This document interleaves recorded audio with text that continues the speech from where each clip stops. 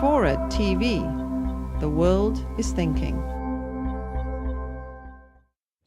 I was on Air Force One. Actually, we were just getting to Air Force One when the first indications that we were trying to reach the Pentagon and find out, we were trying to talk to Secretary Rumsfeld. And among the questions that were asked when the president was on the plane, on the phone, was, Mr. President, will you give authority for the pilots to shoot down commercial jetliners? And I was sitting directly across from the president at his desk on Air Force One when this conversation is taking place. And it was a remarkable experience for me because the president was the only person I knew that could be asked that question who had empathy. He had been an Air National Guard fighter pilot.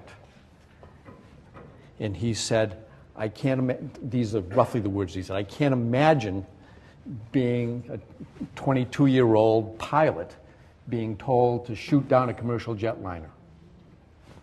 That'd be a very hard order to accept. So what did the president say? But he said, yes, they have the authority. And that was relayed to Secretary Rumsfeld? It was not only that, but when we got on board Air Force One, we had just heard that the third plane hit the Pentagon.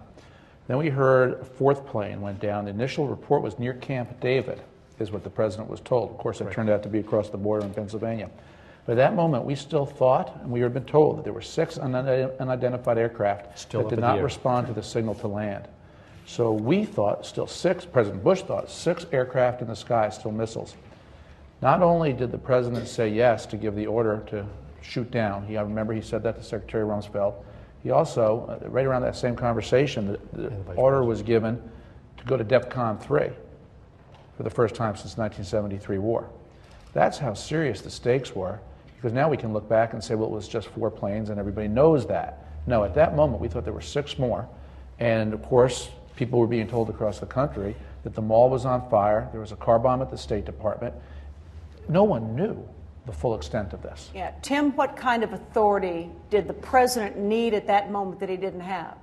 Well, I remember, Ann, as I was handed the little sort of instant transcript of the president's directive, I was standing in the Situation Room, and one of the military personnel that manned the Situation Room desk tore it off and handed it to me.